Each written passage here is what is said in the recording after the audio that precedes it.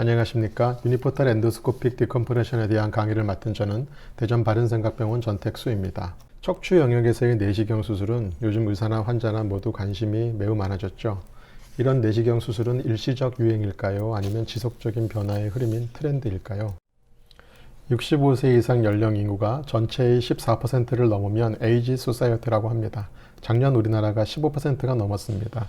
이 추세라면 2025년에는 20%가 넘는 슈퍼 에이지드 소사이어티가 될 것으로 예상됩니다. 평균 수명 역시 여자 87세, 남자 81세로 평균 84세입니다. 최근 80세 이상의 초고령 환자들을 대상으로 하는 수술이 훨씬 많아지고 있고, 심지어 90대에도 수술을 원하는 환자들을 종종 볼 수 있습니다. 아무리 크고 확실한 수술을 한다 하더라도 여생 동안 다신 문제가 안 생긴다고 할 수도 없습니다. 따라서 고령에서의 척추 수술은 큐어를 위한 것이라기보다는 증상 완화를 위한 팔리어티브 서저리로 봐야 할 것입니다. 그렇다면 증상 완화를 위한 미니멀 서저리가 시대의 트렌드임을 부정하기는 어려울 것 같습니다. 이렇게 심한 협착증에서 디컴프레션이 에피두랄 블록 후 세데이션 하에 엔도스코프에 의해 겨우 1cm도 안 되는 절개로 이루어질 수 있다면 이게 일시적 열풍일까요? 아니면 시대적 흐름일까요? 척추 내시경에서 사용되는 약어들은 너무 많고 혼란스러워 정리가 좀 필요하다고 생각합니다. 엔도스코픽 룸바 디컴프레션 또는 엔도스코픽 서비컬 디컴프레션은 현재 술자에 따라 유니포탈로 또는 바이포탈로 시행되고 있으며 트랜스포라미날, 인터라미나, 파라스파이널로 병변의 위치에 따라 접근법이 달라집니다. 니나 숄더에서 포탈을 2개 만들던 3개 만들던 그건 오퍼레이터의 선택입니다. 수술을 좀 더 편하게 하기 위해 포탈을 하나 더 뚫는 건 현명한 일이며 별다른 의미는 없습니다. 라파로스콥에서도 포탈 개수는 필요에 따라 정해지는 거고, 요즘은 원 포탈로 하시는 분들도 많다고 합니다. 스파인에서도 바이포탈 하시던 분 중에는 또 이런 기구를 만들어 원포탈처럼 하는 경우도 있습니다. 원포탈인지 투포탈인지 굳이 나누고 구분하는 건 스파인밖에 없는 것 같습니다. 원포탈이 어렵게 느껴지시는 분들은 투포탈을 하시면 됩니다. 다만 니 숄더 관절경은 슈퍼피셜하여 포탈 수가 늘어나도 정상 조직에 손상이 없는 데 비해 스파인 내시경은 타겟이 깊은 곳에 있어 캐뉼라에 의해 정상 근육 손상이 발생되므로 바이포탈은 유니포탈에 비해 근육 손상이 더 클 수밖에 없습니다. 위의 스콥은 유니포탈 스콥으로 스테노스콥이라고도 불리는 거고, 아래 것은 관절경 할 때 쓰는 일반 스콥입니다. 관절경 스콥은 오로지 렌즈만 존재하기 때문에 워킹 포탈이 따로 필요한 것이고, 이렇게 뷰잉 포탈과 워킹 포탈 2개를 하나의 스콥 안으로 집어넣어서 합쳐 놓은 것이 스테노스콥이라 부르는 유니포탈 스콥입니다. 3가지 종류의 유니포탈 엔도스콥입니다. 길이와 아우터 다이미터, 렌즈각이 서로 달라 쓰이는 목적이 다릅니다. 8.4mm 스콥이 가장 많이 이용되고 있습니다. 내시경의 장점은 어느 부위나 그렇듯 최소 침습적인 수술로 블러드로스가 적고 인펙션 등의 합병증이 낮고 근육 손상이 적어서 수술에 따른 페인이 적고, 그래서 퇴원을 빨리 할 수 있다, 그런 장점이 있겠죠. 또한 현미경은 커널을 통해서만 볼 수 있어서 시야가 좁고 한계가 있지만, 내시경은 매우 밝고 선명하며 시야각이 훨씬 커 더 넓은 부분을 볼 수 있다는 장점이 있습니다. 이 유니포탈 엔도스코피의 장점에 대해 말씀드리겠습니다. 우선 수술 과정이 매우 스테이블함을 들 수 있습니다. 트로카를 삽입하고 그 안에 스콥이 들어가고 또 그 스콥 안으로 인스트루먼트가 들어가서 한꺼번에 같이 움직여지기 때문에 매우 안전하게 어떤 목표 지점에 접근할 수 있다는 장점이 있습니다. 트라이앵귤레이션 과정이 필요 없기 때문에 조작이 용이합니다. 특히 포라미널 스테노시스나 서비칼 포라미노토미 같이 좁은 지역에서의 수술을 할 때는 더욱 유용하겠습니다. 시야, 보는 각하고 워킹 각이 동일하기 때문에, 그리고 또 렌즈의 앵글이 12도 정도로 적기 때문에 왜곡 없이 보고 수술을 진행할 수도 있겠습니다. 스콥의 방향을 원하는 대로 움직여가면서 수술이 가능하기 때문에 상하 좌우 어디든 제한 없이 디컴프레션을 할 수 있습니다. 따라서 근육 손상이 훨씬 적습니다. 동일 환자의 술 후 1년째 MRI입니다. 근육 손상이 거의 없음을 볼 수 있습니다. 워터 아웃풋이 매우 잘 되기 때문에 워터 프레쉬에 대해서도 걱정할 필요가 없습니다. 동영상처럼 수술 중 들어가는 물은 바로 다 나오게 되어 있습니다. 모아진 물의 양과 들어간 물의 양은 바로바로 비교해 볼 수 있는데 거의 차이가 없습니다. 즉 들어간 만큼 다 나오기 때문에 워터 프레셔를 걱정할 필요가 없다는 겁니다. 유니포탈 엔도스콥을 이용한 수술은 여러 경로로 시행될 수 있습니다. 인터라미나, 파라스파이널, 트랜스포라미널 어프로치가 흔히 이용되고, 인터라미나 어프로치는 동측뿐 아니라 반대편에서도 시행될 수 있습니다. 각각의 어프로치에 대한 모식도입니다. 입시레터럴, 콘트라레터럴, 파라스파이널, 트랜스포라미널 어프로치입니다. 협착의 위치에 따라 선택할 수 있는 어프로치는 다음과 같습니다. 물론 환자 상태에 따라 유동적으로 달라질 수 있는 거지 공식적으로 무작정 시행하는 건 아닙니다. 여기서 중요한 건 포라미널 스테노시스의 위치입니다. 엑시스 루트가 포라멘의 인너 하프에서 눌리느냐 아니면 아우터 하프에서 주로 눌리느냐에 따라 콘트라레터럴 어프로치가 더 좋을 때도 있고 파라스파이널 어프로치가 더 좋을 때도 있습니다. 경우에 따라서는 이 두 가지 어프로치들을 한꺼번에 해야 되는 경우도 있습니다. 서지컬 테크닉에 대해 말씀드리겠습니다. 준비 과정과 수술 프로시저, 수술 후 케어로 나누어 설명하겠습니다. 마취는 에피드랄 블로크 세데이션으로 하기 때문에 나이나 오퍼러빌리티에 제한은 거의 없어 90세 이상에서도 별 문제 없이 시행이 가능하며 내과적 중증 질환이 있어도 얼마든지 시행할 수 있습니다. 수축기 혈압은 100을 넘지 않도록 해서 에피드랄 분리 등을 최소화할 수 있습니다. 오픈 수술과 동일한 포지션을 취하고 다음과 같은 세팅을 합니다. 워터 아웃풋은 드랩에 달려있는 여기 비닐봉투로 물이 다 고이고 이게 석션을 통해 통으로 들어가니까 양을 측정하기가 매우 수월합니다. 시작 전 시암으로 내시경을 삽입할 타겟을 미리 지정해 두고 디컴프레션을 얼마만큼 할 건지를 미리 체크를 해두면 좋겠습니다. 그러면서 수술을 시행하면서 중간중간 시암을 보면서 계획된 만큼 충분히 디컴프레션이 되고 있는지를 확인하면 되겠습니다. 수술 과정은 다음과 같으며 사진과 동영상 보면서 설명드리겠습니다. 타겟 포인트에 1cm 정도의 스킨 인시전 후 스피노스 프로세스 바로 외측의 팬 레이어로 옵츄레이터를 접근해서 머슬 분리 등을 최소화하며 리가먼트 플라붐을 익스포즈 하겠습니다.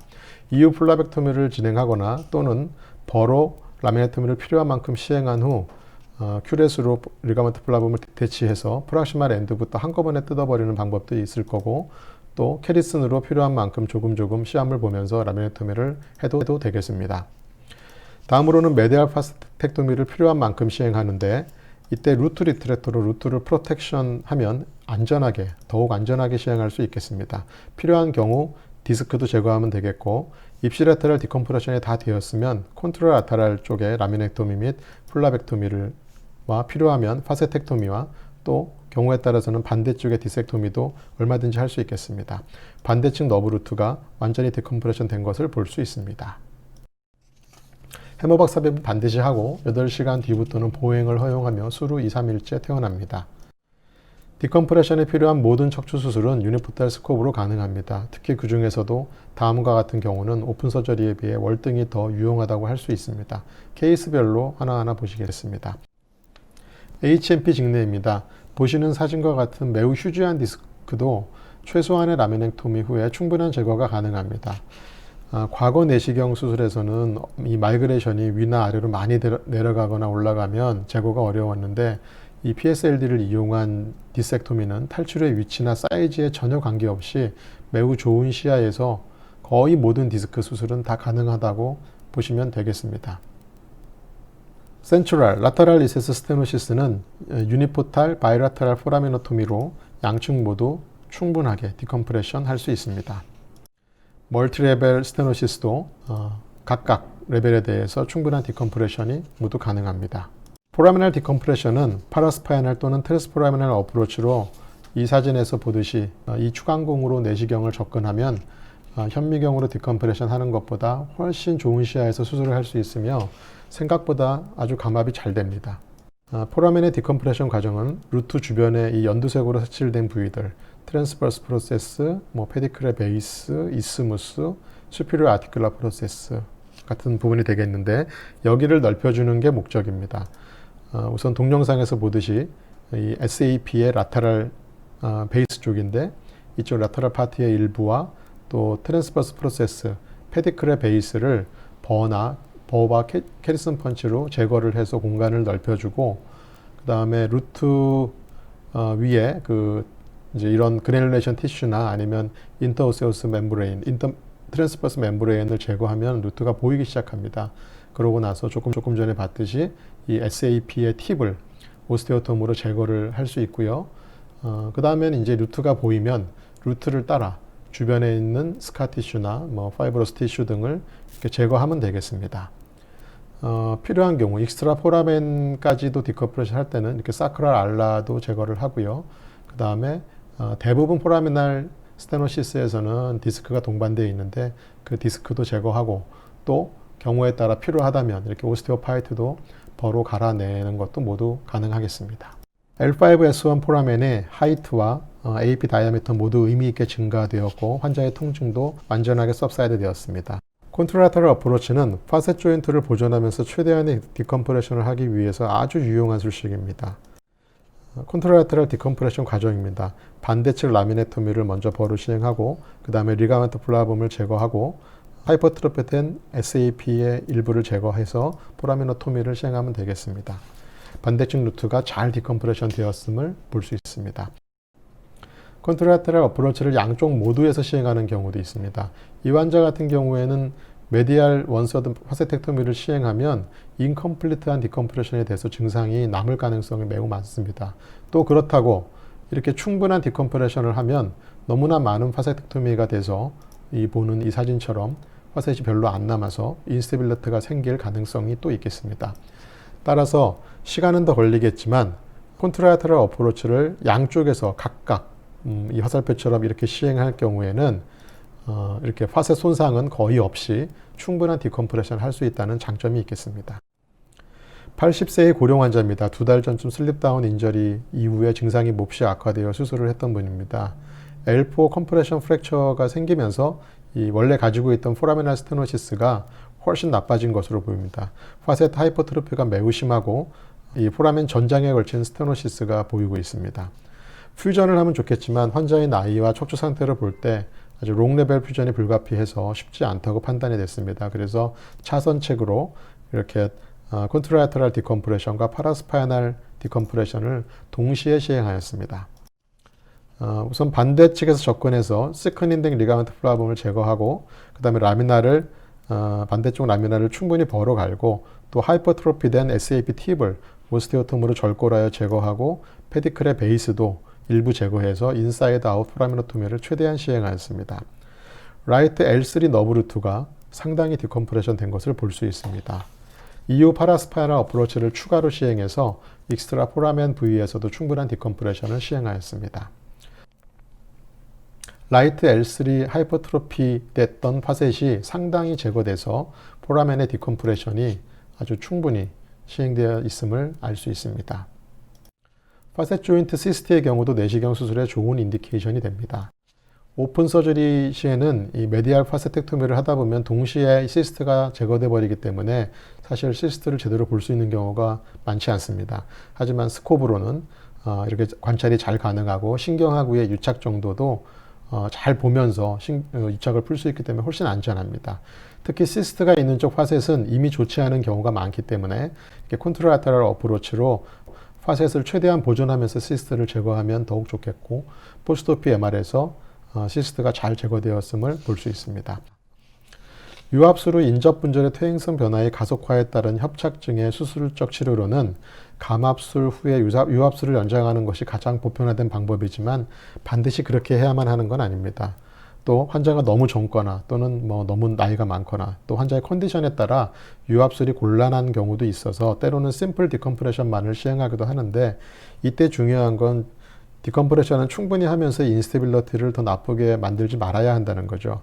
그러기 위해서는 파셋 조인트를 최대한 프리저베이션 하는 것이 중요한데 이런 목적에서 내시경적으로 파셋 스페어링 콘트라테럴 어프로치는 대단히 좋은 방법이라 할 수 있습니다. 10년 전은 L4-5 퓨전 시행했던 병력이 있는 49세 여자로 L3-4의 그레이드 1의 스폰드로리세시스와 MRI에서 스테노시스가 심한 것이 보입니다. 비교적 젊고 요통은 또 별로 없기 때문에 유압수를 연장하지 않고 단순 감압술만 시행해 보기로 하였습니다.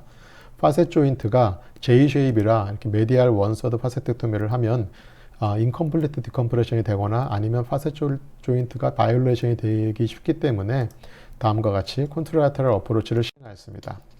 디컴프레션이 양호하게 되었습니다. 물론 시간이 지나면 퇴행성 변화는 더 진행되고 불안정성도 악화되긴 하겠지만 환자의 나이가 젊어 몇 년이라도 유압수를 딜레이할 수 있다면 그것만으로도 의미가 있는 수술이라고 생각합니다.